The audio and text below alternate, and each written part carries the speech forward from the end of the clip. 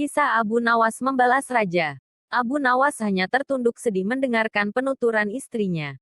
Tadi pagi beberapa pekerja kerajaan atas Titan langsung Baginda Raja membongkar rumah dan terus menggali tanpa bisa dicegah. Kata mereka tadi malam Baginda bermimpi bahwa di bawah rumah Abu Nawas terpendam emas dan permata yang tak ternilai harganya. Tetapi setelah mereka terus menggali ternyata emas dan permata itu tidak ditemukan. Dan Baginda juga tidak meminta maaf kepada Abu Nawas. Apabila mengganti kerugian, inilah yang membuat Abu Nawas memendam dendam. Lama Abu Nawas memeras otak, namun belum juga ia menemukan muslihat untuk membalas Baginda. Makanan yang dihidangkan oleh istrinya tidak dimakan karena nafsu makannya lenyap. Malam pun tiba, namun Abu Nawas tetap tidak beranjak. Keesokan hari Abu Nawas melihat lalat-lalat mulai menyerbu makanan Abu Nawas yang sudah basi. Lalat tiba-tiba tertawa riang. Tolong ambilkan kain penutup untuk makananku dan sebatang besi. Abu Nawas berkata kepada istrinya. Untuk apa? Tanya istrinya heran. Membalas Baginda Raja, kata Abu Nawas singkat. Dengan muka berseri-seri Abu Nawas berangkat menuju istana. Setiba di istana Abu Nawas membungkuk hormat dan berkata, ampun tuanku, hamba menghadap tuanku Baginda hanya untuk mengadukan perlakuan tamu-tamu yang tidak diundang.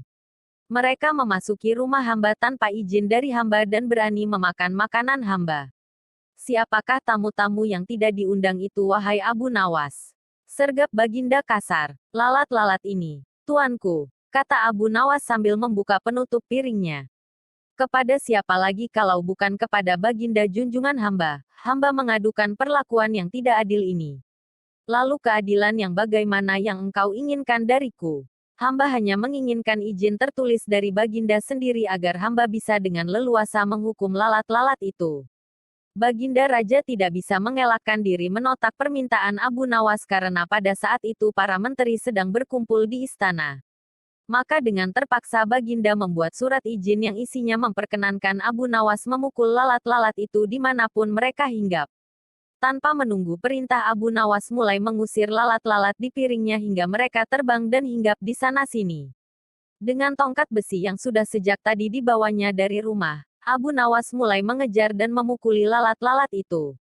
Ada yang hinggap di kaca. Abu Nawas dengan leluasa memukul kaca itu hingga hancur. Kemudian vas bunga yang indah. Kemudian giliran patung hias sehingga sebagian dari istana dan perabotannya remuk diterjang tongkat besi Abu Nawas. Bahkan Abu Nawas tidak merasa malu memukul lalat yang kebetulan hinggap di tempayan Baginda Raja. Baginda Raja tidak bisa berbuat apa-apa kecuali menyadari kekeliruan yang telah dilakukan terhadap Abu Nawas dan keluarganya. Dan setelah merasa puas, Abu Nawas mohon diri. Barang-barang kesayangan Baginda banyak yang hancur. Bukan hanya itu saja, Baginda juga menanggung rasa malu.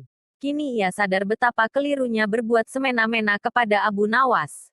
Abu Nawas yang nampak lucu dan sering menyenangkan orang itu ternyata bisa berubah menjadi garang dan ganas serta mampu membalas dendam terhadap orang yang mengusiknya. Abu Nawas pulang dengan perasaan lega. Istrinya pasti sedang menunggu di rumah untuk mendengarkan cerita apa yang dibawa dari istana.